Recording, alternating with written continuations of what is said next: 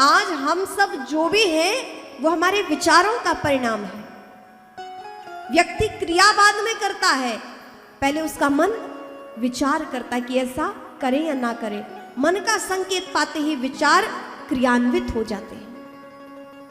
तो आज हम जो भी जीवन में है वो हमारे मूल रूप में आधार क्या है? हमारे विचार। आप देखिए विचारों की पराकाष्ठा कहां से कहां पहुंच जाती है।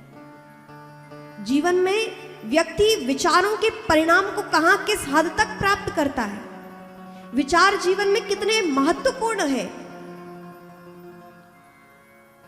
विचार ही व्यक्ति को नर से नारायण बना देते हैं और विचार ही व्यक्ति को नर से नरक की ओर भी ढकेल देते हैं।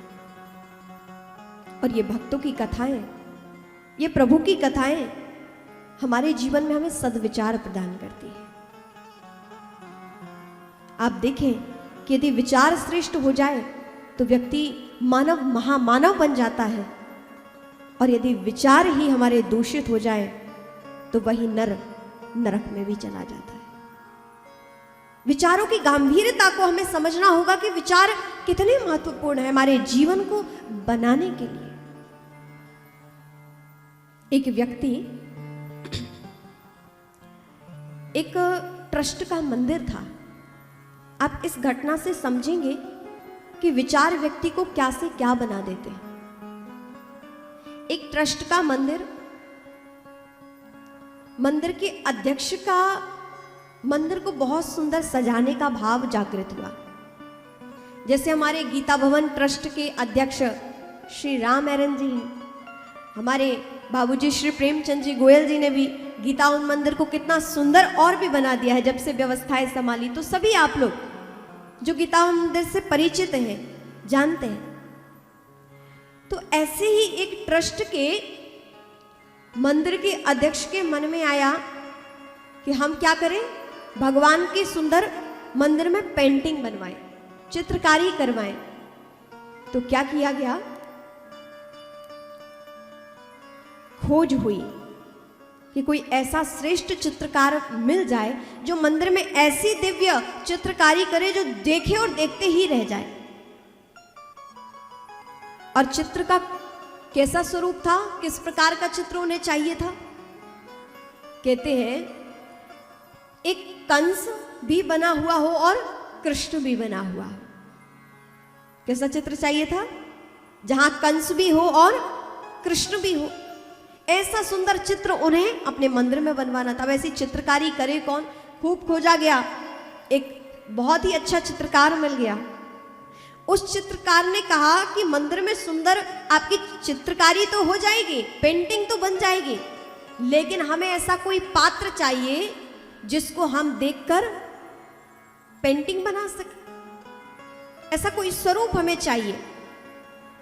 तो कहा कि एक कृष्ण जैसा बालक भी चाहिए होगा और एक कंस के स्वरूप जैसा भी व्यक्ति चाहिए जो बहुत ही विकराल दिखाई दे, क्रूर दिखाई दे, जिसके नेत्र लाल हो, क्रूरता से परिपूर्ण हो, जो एकदम असुर वृत्ति का हो। एक ऐसा व्यक्ति भी चाहिए और जो सुंदर भगवान कृष्ण की भांति हो। एक ऐसा छोटा बालक का भी चित्र चाहिए। तो आप ऐसे कोई एक बालक की व्यवस्था करिए और एक कंस जैसे क्रूर व्यक्ति की व्यवस्था करिए। इन दोनों को आप हमारे नजदीक समक्ष बिठाइए, फिर इनको देखकर हम एक कंस का चित्र भी बनाएंगे और कृष्ण का चित्र भी बना देंगे। आपकी सुंदर पेंटिंग बन जाएगी मंदिर में। कहते हैं खोज प्रारंभ हुई, ट्रस्टियों ने खोजा।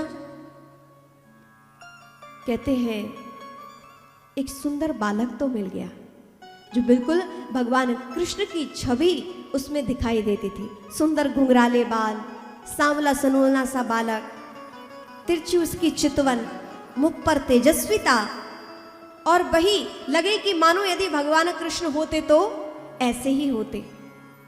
इतना सुंदर बालक उन्हें मिला। बालक के माता पिता से निवेदन किया कि हम कुछ क्षण आपके बालक को मंदिर ले जाना चाहते हैं, कुछ दिन पेंटिंग बनेगी तो आप लाते रहिएगा। बालक की जैसे ही चित्रकारी बन जाएगी तो आपके बालक को आपको सौंप दिया जाएगा। बालक आ गया और कहते हैं उस चित्रकार ने भगवान कृष्ण के बाल स्वरूप की पेंटिंग की और भगवान के बाल स्वरूप का चित्र मंदिर के बाहर बना दिया। अब कहते हैं कि चित्रकार ने कहा कि आपके सुंदर भगवान कृष्ण का चित्र तो बन गया है, अब कोई एक कंस जैसे स्वरूप का भी व्यक्ति खोज कर लाइए जो हम कंस का स्वरूप उसकी चित्रकारी कर सके। कहते हैं उन लोगों ने बहुत खोजा, कई वर्ष बीत गए, लेकिन उन्हें कंस जैसा क्रूर व्यक्ति ना मिला, कंस जैसी असुरता से पूर्ण व्यक्ति ना मिला। और कहते हैं मंदिर में कई वर्षों तक वह चित्र अधूरा बना रहा। अब अधूरी पेंटिंग जब जब भी व्यक्ति देखते अच्छा ना लगे, बार बार मन में आता कि ऐसा कोई व्यक्ति मिल जाए, ऐसा कोई व्यक्ति मिल जाए जिसको देखकर कंस का स्वरूप नजर आता हो और चित्रकारी यहाँ पूर्ण हो, भगवान का दिव्य मंदिर अच्छा दिखने लगे। अब अधूरी चित्रकारी से मंदिर का स्वरूप बाहर से उतना अच्छा नहीं दिख रहा है, दिव्यता तो है लेकिन बाहर से स्वरूप और अच्छा दिखे तो ये पेंटिंग पूरी होनी चाहिए। बहुत खोजा लेकिन उन्हें कंस जैसा व्यक्ति दिखाई नहीं दिया। बहुत खोजने के बाद ना मिला तो विचार आया कि चलो जेल में तो मिल ही जाएगा। हमारे यहाँ जज साहब भी बैठे हुए हैं, कईयों का न्याय आपने किया हुआ है, अच्छे के पक्ष में, जो क्रूर है उनके विपक्ष में, और आप भी परम संत सेवी हैं और भक्तों के चरित्र को आप विशेष रूप से श्रवण करते हैं। ऐसे जज साहब भी हमारे समक्ष बैठे हैं, आपका भी स्वागत है। तो जेल में पहुंचे, आपने भी अपने जीवन काल में बहुत से क्रूरतापूर्ण ऐसे विचारों को देखा होगा व्यक्तियों के जीवन में, न्याय के स्थान पर जो आप बैठे। तो कहते हैं कि ऐसे ही जेल में पहुंचे, खूब कैदियों को देखा, लेकिन उनको वहां कई कैदियों को देखने के बाद भी एक वैसा व्यक्ति नहीं मिला जो एकदम कंस के स्वरूप को दर्शा सके, कंस की वृत्तियों को दर्शा सके। कहते कि जैसे ही वो लोग बाहर निकल ही रहे थे जेल के बाहर, और कहते हैं कि अरे इन लोगों ने सिर्फ यहीं तक देखा, एक और स्थान है वहां पर और भी कुछ भयंकर क्रूर व्यक्ति हैं, एक बार इन लोगों को वहां और दिखा दिया जाए, यदि उनको मिल जाए तो ठीक है, उनके मंदिर का कार्य पूर्ण हो जाए। और कहते हैं समस्त दृष्टिगण मंदिर के लोग पहुंचे, अत्यंत क्रूर लोगों को वहां पर कैद किया गया था। जैसे ही पहुंचे तो दो चार लोगों को और देखा, और अंत में जब एक ऐसे व्यक्ति को देखा क्रूर बन गया, वह लगे कि यदि कंस होता तो ऐसा ही होता। उसके चेहरे से कंस की कुप्रवृत्तियां झलक रही थी, कंस जैसा स्वरूप, क्योंकि जैसे हमारे विचार होते हैं ना, वो हमारे चेहरे के आभामंडल पर प्रदर्शित होते हैं कि हम कैसे हैं। यदि हमारे भीतर करुणा होगी तो हमारे चेहरे पर करुणा झलकेगी, यदि हमारा मन दिव्य होगा, अच्छी विचारधारा होगी, तो हमारे गुणों में, हमारे कर्मों में और हमारे चेहरे पर भी उसकी झलक होगी ही होगी। और कहते हैं कि उसके कर्म और विचार ऐसे हो गए थे कि उसका स्वरूप भी वैसा ही हो गया था। आपने सुना होगा ना कि जो लोग भूत प्रेतों की साधना करते हैं, आप उनको देखिए, उनका चेहरा एकदम आपको लगेगा कि यदि भूत हो तो ऐसा ही होगा, ऐसे स्वरूप में वो बन जाते, क्योंकि जिसकी साधना कर रहे हैं उसके गुण आप उसकी ओर आकर्षित होते हैं। जो अपने इष्ट से जितनी प्रगाढ़ता के साथ जुड़ा होगा उसके गुण धर्म भी उसमें आएंगे ही आएंगे। उसके विचारों ने उसको ऐसा बना दिया कि सारे कंस की जितनी दुष्प्रवृत्तियां, व्यवहार, क्रिया, स्वरूप सब उस व्यक्ति में दिखाई देता। जेलर साहब ने कहा, क्या आपको कोई व्यक्ति पसंद आया जो आपकी चित्रकारी जिससे देखकर पूर्ण हो जाए? उन ट्रस्टियों ने कहा, हाँ ये व्यक्ति ठीक है, इसमें हमें कंस की झलक मिलती है, आप आदेश करो तो कुछ दिन हम इसे अपने मंदिर में ले जाएं, वहां इसका चित्र बनाएंगे, फिर आपको सौंप देंगे। लेकिन उनमें से एक समझदार ट्रस्टी ने पूछा उसमें से ट्रस्टियों में से अध्यक्ष ने पूछा कि भैया हम आपको यहाँ से ले तो चलेंगे, लेकिन आपकी इतनी क्रूरता है और हमारा मंदिर प्रांगण, कितने भक्त वहाँ पर दिव्य दिव्य भाव से आते हैं और आप अपनी क्रूरता से मंदिर जाएंगे। हम आपसे बस एक प्रश्न करना चाहते हैं कि आप यहाँ जेल आए क्यों? आपके जीवन में ऐसी क्या घटना घटी, आप इतने क्रूर बन कैसे गए? बस हम आपसे ये जानना चाहते हैं। हमारा आपसे कोई विरोध नहीं, आपकी क्रियाकर्म आप जानो, आप यहाँ आ गए, अब आप जेलर साहब जाने, लेकिन बस एक मानव के नाते आपसे बस पूछना चाहते कि ऐसा आपसे क्या कर्म हो गए, आपके ऐसे कैसे विचारों के कारण, जेल में तो व्यक्ति कब आता है, तो और आप ऐसे स्वभाव के कारण जेल में आए हैं, ऐसा क्या हुआ? कहते हैं कि वो व्यक्ति रुदन करने लगा, रोने लगा। वो व्यक्ति, उससे अपने अपराध बार बार याद आने लगे,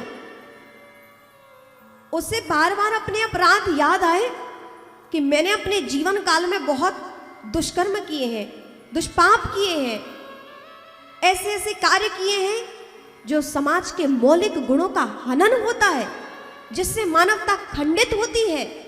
हमने ऐसे ऐसे अपराध किए अपने जीवन काल में जिससे कंस जैसे, आप तो कंस का चित्र बनाना चाहते हैं ना साहब, आप देखिए ना, आप कह रहे हो कि मैं कंस जैसा लगता हूं, एक मानव मैं भी हूं, देखिए ना मैं भी तो कंस ही बन गया ना, क्योंकि आप कंस का परीक्षण कर रहे थे कि कोई कंस जैसा स्वरूप मिले और वो आपको मुझ में झलक दिखाई देती है। आखिर मैं कैसा बन गया हूं, मैं कैसा हो गया हूं कि आप चित्रकारी को पूर्ण करने के लिए कंस जैसा स्वरूप आपने मुझ में देख लिया। वो व्यक्ति रुदन करने लगा, रोता रहा और बाद में उसने एक बड़ी ही विनम्रता से एक बात कही कि आप लोग जानते हैं मैं कौन हूं? हाँ भैया, यही जानने के लिए आपसे प्रश्न किया था, बताइए आप कौन है, बड़ी जिज्ञासा है। उस व्यक्ति ने कहा, बड़ी ही नजरों में विनम्रता, मानो अपराध बोध हो रहा हो कि जीवन काल में कितना हमसे अपराध हुए, उस अपराध भाव के प्रायश्चित भाव को लेते हुए बड़ी विनम्रता से उसने कहा कि आप लोग उस फलाने मंदिर के अध्यक्ष हैं, आप उस फलाने मंदिर से आए हुए हैं और जानते हैं मैं कौन हूं? जो आपके मंदिर की दीवार पर कृष्ण का चित्र बना है वो बालक कृष्ण मैं ही हूं, मैं ही था वो बालक कृष्ण। आप थे? तो फिर आप तो कंस के इस भांति ही आप ऐसे कैसे बन गए? कहा कि आप पहले भी खोज कर रहे थे, आपको कृष्ण जैसा बालक चाहिए था, वो बालक कोई और नहीं, मेरे माता पिता से आप ही मुझे मांग कर लाए थे, वो बालक कृष्ण भी मैं ही था, जिसकी छवि पर मंत्र मुग्ध होकर आपने कहा था कि तुम भगवान कृष्ण के जैसे स्वरूप वाले लगते हो, चलो तुम्हारा चित्र बनाना चाहते हैं। और आज आप लोगों ने सब जगह खोजा, कहीं आपको कंस जैसा व्यक्ति नहीं मिला, और इस बीच इतने वर्षों बाद आप खोजते रहे, आपको नहीं मिला, और आपको मिला भी तो मैं, कहा मैं पूर्व में कृष्ण जैसा प्रतीत हुआ आपको, और आज मैं कंस जैसा, ये कुछ और नहीं, ये मेरी संगत और मेरे विचार, ये मेरी संगत और मेरे विचार हैं। मुझे एक श्रेष्ठ संगत ना मिल सकी, मेरे विचार दूषित होते गए, विचारों का ये परिणाम है कि आज मैं जीवन में कंस जैसा बन गया और आपके समक्ष आज मैं कंस के रूप में प्रतीत हो रहा। रुदन करते हुए उसने अपनी ये सब बात कही, दृष्टिगण लेकर गए, उसके स्वरूप को देखा, चित्रकार ने बाहर उसका स्वरूप बनाया, कंस जैसा स्वरूप बना, वहां भगवान कृष्ण का और कंस का वहां पेंटिंग चित्रकारी बनी। मंदिर का कार्य तो पूर्ण हो गया, लेकिन उन ट्रस्टियों को बड़ा बुरा लगा कि देखो एक कितना सुंदर बालक जो कृष्ण के समाई दिखाई देता था, उनके गुणों को धारण किया था, जिसके कारण हमने उसे चुना, और आज वही बालक कुछ वर्षों बाद ही कंस बन गया। ये देखिए संगति का प्रभाव, ये देखिए बुरे विचारों का प्रभाव। पूर्व में ही निवेदन किया कि आज हम जो भी हैं वो किसका परिणाम है? हम अपने विचारों का परिणाम। जीवन में विचारों की परिणति ही हमारा जीवन है।